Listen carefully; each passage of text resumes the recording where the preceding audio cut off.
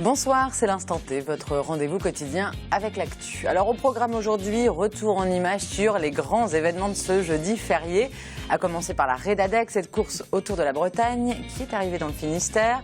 Un petit tour dans les Monts d'Arrée où le Trot-Ménazaré a rassemblé cette année encore des milliers de randonneurs.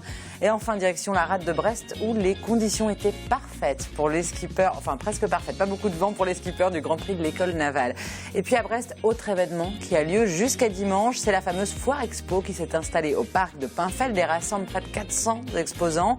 Carole Lepape, bonjour. Bonjour. Vous êtes aux commandes de ce grand rendez-vous commercial qui existait déjà à Brest au début du siècle, puis a connu des heures de gloire après la Seconde Guerre mondiale. On essaiera de comprendre ensemble pourquoi la Foire Expo revient. Enfin, c'est jeudi et même si c'est férié, vous avez le droit à votre instant web, votre chronique hebdo des réseaux sociaux préparée par le journaliste du Télégramme Benjamin Bréon. Bonjour Benjamin. Bonjour Pauline. De quoi vous nous parlez cette semaine? Je vais vous parler d'images qui bougent, ce qui montre que j'ai quand même super bien compris ce que c'était une télévision. Mais ça y est, mais c'est bien. Enfin. On a hâte d'entendre parler de ça en fin d'émission. Tout de suite, on démarre par un point sur l'actualité de ce jeudi 5 mai. Beau temps, belle mer en rade de Brest pour le top départ du Grand Prix de l'École Navale. Au programme de cette 15e édition, 3 jours de course en presqu'île de Crozon. Sur la base navale de l'Anvéoc, les équipages s'affrontent en Diam 24 et en J80. Camille Pochet était sur l'eau ce jeudi. Les Diam 24 s'élancent sur la ligne de départ. Ce jeudi matin, sous le soleil, le vent ne souffle que faiblement sur cette première manche du Grand Prix de l'École Navale. La première victoire de la journée revient à la team Lorina Golfe du Morbihan. Avec ce temps, les manches se jouent sur la tactique. On a eu la chance de bien partir sur cette manche. Et après, vu que le vent est un peu tombé, c'était très tactique. C'est un peu la régate d'avant-saison phare, où il faut essayer de bien figurer. Nous, on sort du Grand Prix Guyadère où on vient de terminer premier. Donc ici, il faut qu'on essaye de confirmer en restant en tête pour attaquer le Tour de France dans les meilleures conditions. Pour le Grand Prix de l'École Navale, les sportifs ne se retrouvent pas seulement à l'Anvéoc. Cette épreuve va rassembler donc 190 équipages répartis sur 3 sites de course, à l'École Navale à l'Anvéoc, à Camaret et à Morgat. Ce jeudi matin, les élèves de l'École Navale sont eux aussi sur l'eau. On a quand même une après-midi par semaine dans le cadre du sport universitaire en fait, pour s'entraîner sur le Diam. Donc ça nous permet d'avoir un minimum d'entraînement quand même. C'est vrai que les concurrents sont ont un bon niveau et donc à mon avis on manque un peu l'entraînement mais c'est le jeu aussi, voilà, c'est le début. Le Grand Prix de l'École Navale réunit aussi de grands champions de la voile. Nicolas Troussel court ce vendredi. En Diam 24, 2 équipages se relayent sur les bateaux. Les manches, elles, se succèdent pendant toute la journée. Je crois qu'on est 25 au départ, c'est une bonne préparation avant le Tour de France à la voile, donc c'est pour ça qu'il y a beaucoup de monde. Et ça va être un week-end un petit peu mou, c'est-à-dire qu'il n'y aura pas beaucoup de vent, donc il va falloir être à l'aise dans les conditions légères et puis savoir prendre les bonnes risées et puis aussi être performant sur les régates parce qu'il n'y en aura peut-être pas tant que ça. Si le public n'est pas autorisé à venir sur le site de l'École Navale, à Camaret ou à Crozon-Morgat, les courses sont visibles depuis la côte. Et le spectacle de ce 15e Grand Prix de l'École Navale dure jusqu'à ce samedi. Et pour lui, le bruit des vagues toute la journée, c'est terminé. Marc Pointu, qui était seul sur le phare de Thévenec depuis plus de 2 mois, est rentré à Audierne en bateau ce jeudi en fin d'après-midi. Cette expérience de solitude aura atteint son objectif, celui d'attirer les regards sur le patrimoine des phares et balises. Lundi prochain, Marc Pointu sera notre invité sur le plateau de l'Instant T. Et puis, ils ont sué pour la langue bretonne. Ce jeudi, les coureurs de la Redadec et les randonneurs du Trot-Ménazaré ont foulé les routes et les sentiers du Finistère sous un grand soleil. Christophe Boucher avait lui aussi chaussé ses baskets pour tenter de les suivre. Regardez.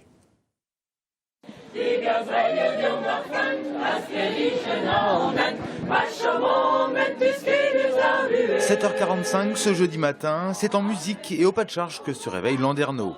Au kilomètre 1190 de la Redadec, une vingtaine de coureurs font une pause bien méritée. Alors là, on vient de courir 17 km là, depuis Plavennec et petit ravitaillement à Landerneau, ça fait du bien. Voilà, de bonne heure le matin.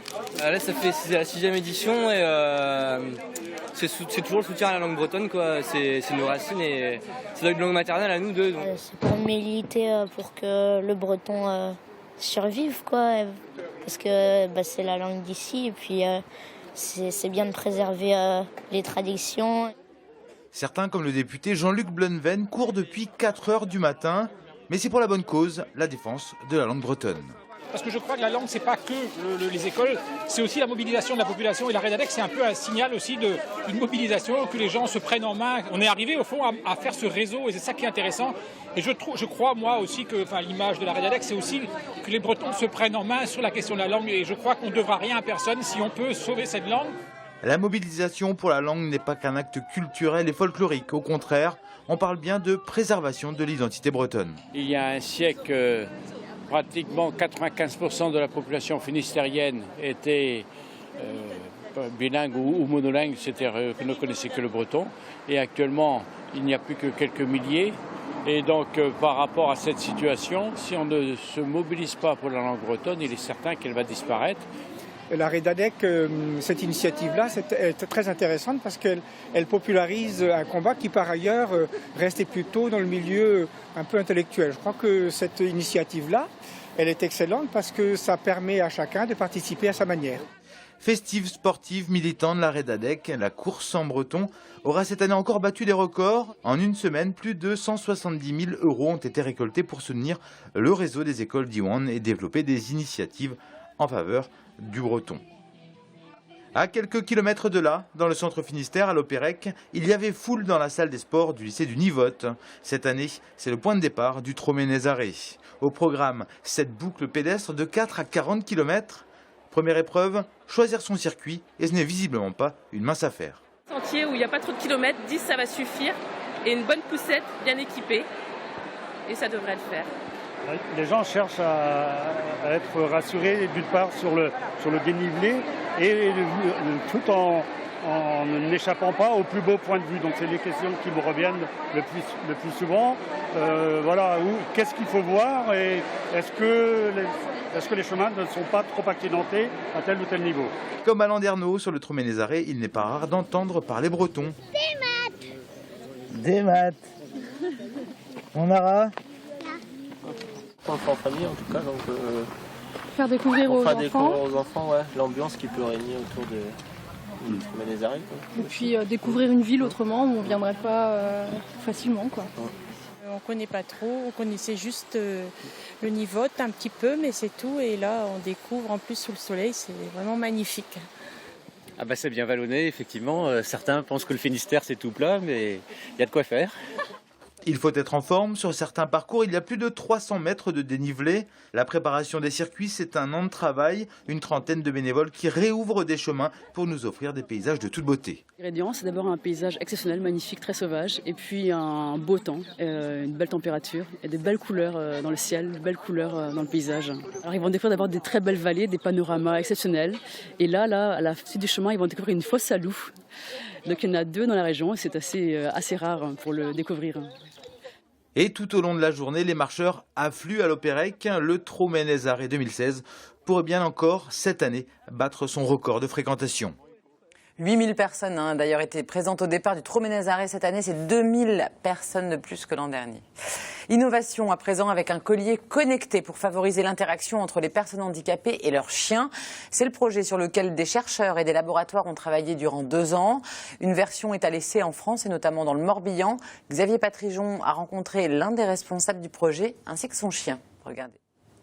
Bon, même si Galion n'est pas très obéissant et pas vraiment au cœur de cette innovation, ce labrador a accepté de se prêter à la démonstration du collier connecté. Son maître, le chercheur Dominique Duhaut, vient de lui donner l'ordre de s'asseoir via son smartphone. C'est l'une des nombreuses possibilités de ce prototype de collier connecté. L'outil est dédié aux personnes handicapées. L'idée, elle est venue en fait d'une demande de la part de la personne qui a fondé l'association Handi Chien, qui était de permettre à une personne qui est handicapée physique, donc éventuellement dans un fauteuil, qui a vu son chien, un chien d'assistance, partir parce qu'il est parti courir, parce qu'il est parti jouer, et qui se retrouve extrêmement en détresse puisqu'elle ne peut pas faire revenir le chien.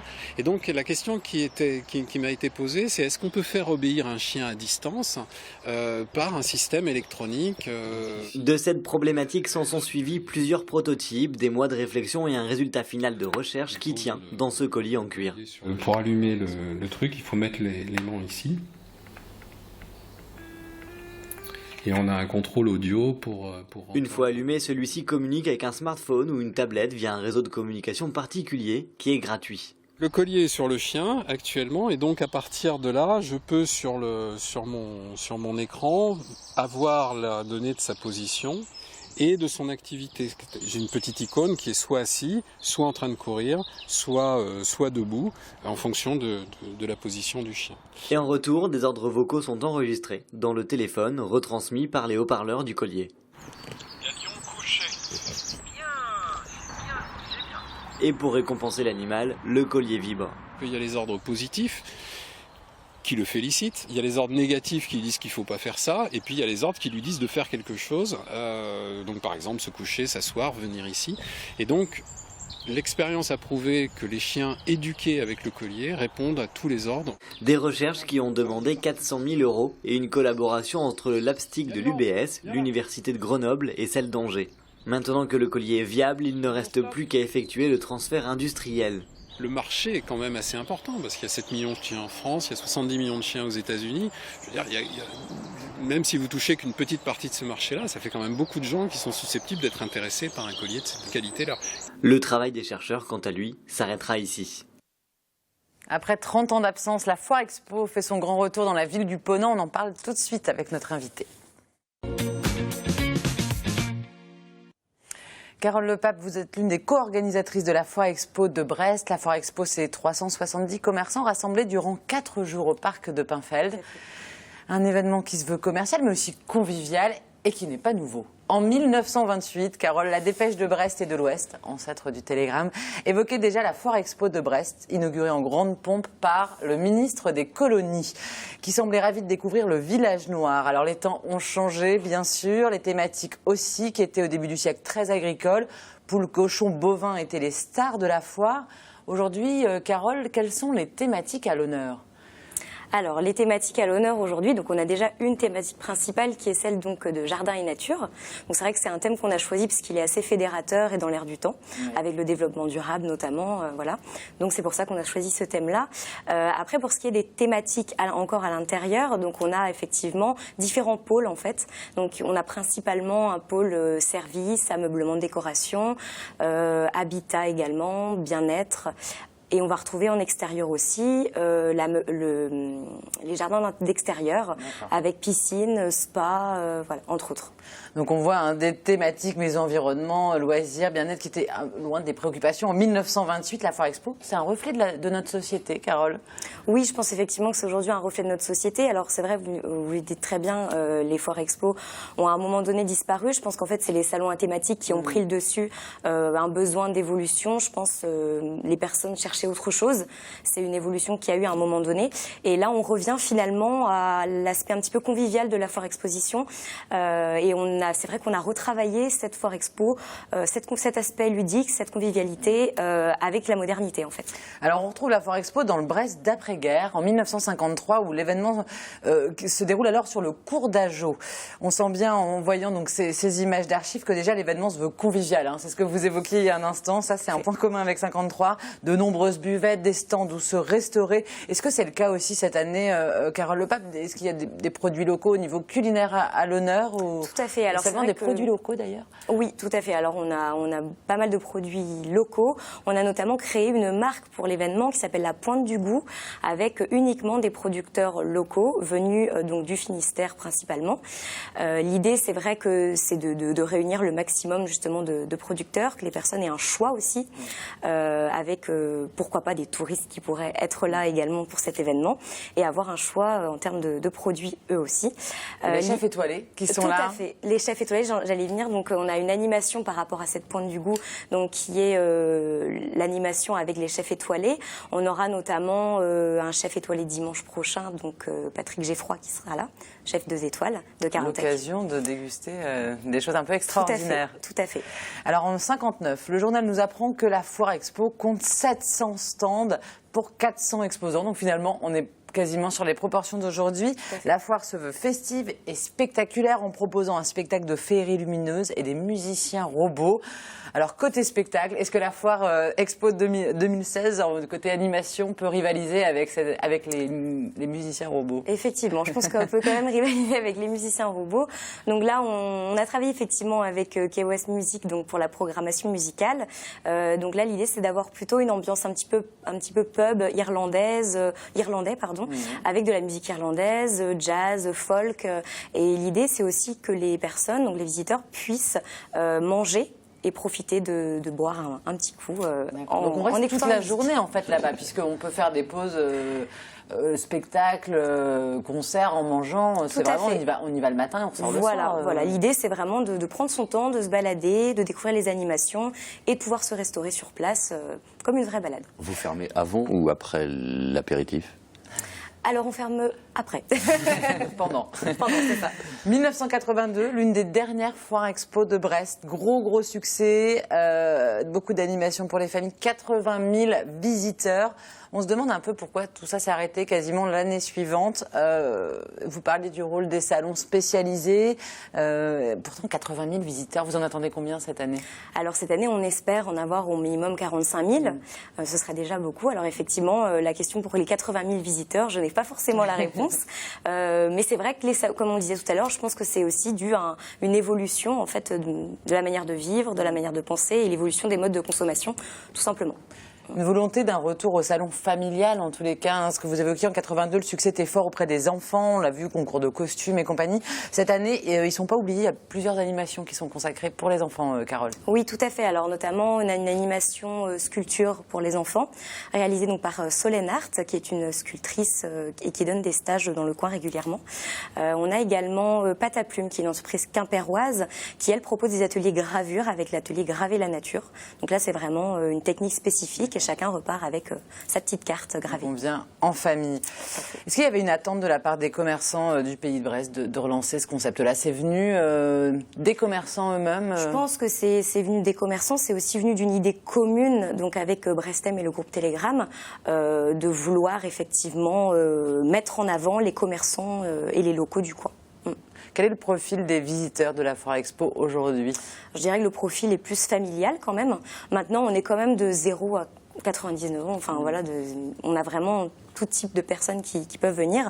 Mais c'est vrai qu'on est sur une cible globalement familiale. Oui. C'était à l'époque des anciennes Foires Expo dont on a parlé tout à l'heure, la volonté d'une vitrine aussi des grandes villes en France, des grandes villes finistériennes, de montrer un petit peu que l'économie allait bien chez eux. En 2013, on dénombre 55 Foires Expo départementales dans toute la France. Donc on sent que ça revient. Est-ce que c'est vraiment cette volonté-là de montrer aussi, un peu comme avant aux autres, regardez, ça va bien ici, chez nous, économiquement? Tout à fait, c'est ça aussi. Et puis c'est vrai qu'on dit chaque métropole a sa Foire Expo en fait, et Brest ne l'avait pas encore. Donc c'est vrai que c'était l'occasion de la relancer ici. Et un retour au local, vous parliez des produits locaux, c'est que du local là qui est mis en valeur Oui, alors on a principalement effectivement du local. C'est l'idée de la Foire Expo. On a voulu mettre en avant, oui. Alors on le voyait dans les archives de 1982, Florence Artaud était l'invitée de marque de cette Foire Expo. Est-ce qu'il y aura aussi des invités un petit peu spéciaux durant ces 4 jours Alors effectivement, donc on a déjà le présentateur France 2, donc Loïc Ballet, qui anime Télématin sur une chronique. Donc il est là, lui, pour animer la pointe du goût, puisqu'il a une chronique cuisine sur Télématin. Donc sur 4 jours, de jeudi donc à dimanche, il est là pour animer cette partie-là. D'accord. Alors, si en 1982, la Foire Expo de Brest avait accueilli Jacques Martin et l'École des fans, oui, Benjamin, la Foire Expo de 2016 aura Michel Autrette et son émission Ça valait le détour sur TBO, à retrouver donc vendredi, samedi, dimanche à 20h30. Le magazine est donc exceptionnellement consacré à la Foire Expo durant ces 3 jours. Côté pratique, on rappelle que la Foire Expo, c'est jusqu'à dimanche au parc des expos de Pinfeld à Brest. Ça coûte combien ? Alors, on est sur 5 € pour une entrée à tarif normal. On a un tarif réduit pour les 12-16 ans et enfin exonéré pour les moins de 12 ans. Très bien, toutes les infos de toute façon vous les retrouvez via notre site www.tbo.bzh. Merci beaucoup Carole Lepape. Merci à vous. Tout de suite on passe à l'instant web.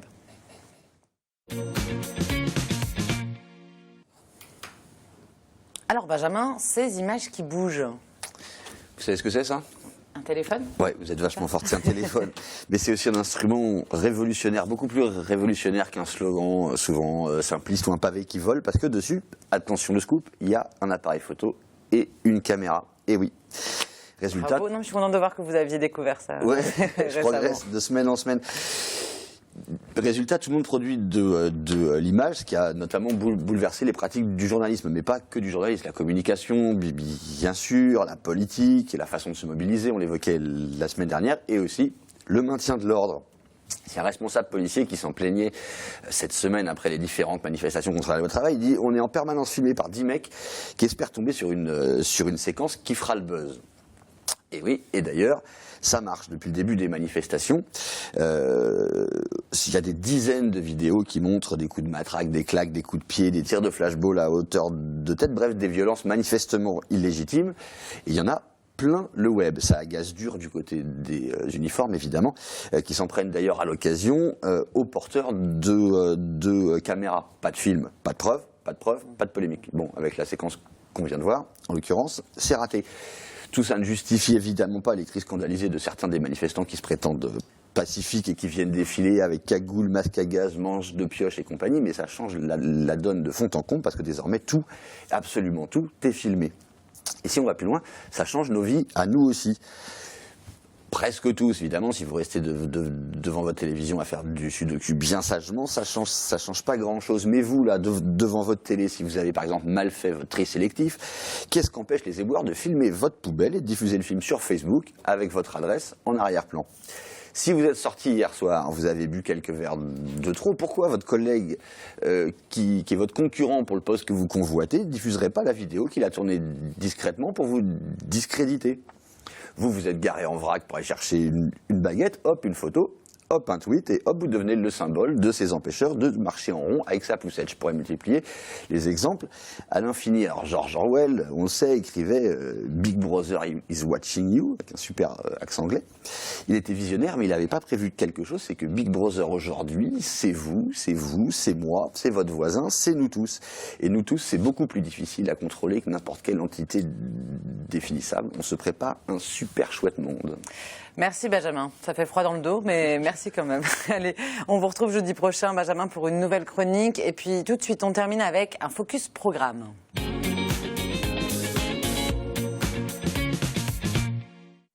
Et ce vendredi, à 21h15 sur TBO, retrouvez votre magazine musical en langue bretonne. C'est Harvest Café, bien sûr. Et ce mois-ci, le chanteur Chris Mann est à l'honneur, entre autres. On l'écoute dans cet extrait où il partage la scène avec le champion du monde de beatbox, Alem. Écoutez. Peter Wise, we anche la reolen. Scrivi que l'un que de gousket, we anche perché il palo. Terre di Giambé, gusto per gusto. Serra, pure, tostade, arrein, de tarte, high, crochat, hiver, l'enlevé, parce que d'un corps mal. Poi le dit comme mal, le temps de guerre, j'ai le marque avec casse.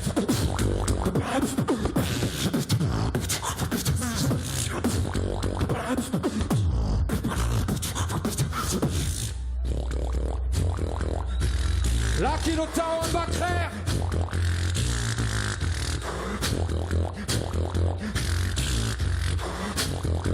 Mais oui, et voir des faits de tard. Laisse nous voir en l'art buvard. Poste pardon, l'arrière varvar. Qui ne me rend, me rend, un geste pas en mesquin. Le dernier baiser, le cap de l'art. La robe roi, je ma remar. Tout d'arrêt, ton nom, je m'y du hit. Capati vini, tu quittes de l'art. Mais que d'ailleurs, fino que m'arrête. Notre war, reading, on le train. House, Bikin, à l'encre, qui, mais Jean-Marie Mude, en flaret, de flaret. Ton arrêtine, le télard, d'une vite pisseresse. Je me vouloir le temps, comme un ruise et Voilà, et comme il nous reste un tout petit peu de temps avant de se quitter, je me retourne vers vous, Carole, et à cette foire expo au parc de Pinfeld à Brest jusqu'à dimanche. Si on y va une fois, qu'est-ce qu'il ne faut pas louper? Alors je dirais les animations en rapport avec la thématique générale, donc nature et jardin. On a 3 animations en rapport avec ce thème. Donc comme à la ferme, donc qui est organisée par une entreprise de Saint-Paul-de-Léon, Savez-vous planter les choux. Il présente un potager notamment. avec un poulailler, cochon, etc. Donc sympa à faire en famille. Sympa. Également Philippe Munier qui sera présent, qui est chroniqueur sur France Bleu, qui est là pour présenter Jardiner au naturel. Et enfin, le réseau des guides composteurs pailleurs de Brest et alentour qui sera présent pour une animation compost. Voilà, on a bien compris, c'est branché nature cette année à la Foire Expo. Merci beaucoup Carole. Je vous rappelle que toutes les infos via notre site www.tbo.bzh. Voilà, c'est terminé pour aujourd'hui. Nous on se retrouve demain, même heure, pour une nouvelle émission. D'ici là, passez une excellente soirée sur TBO. Ciao.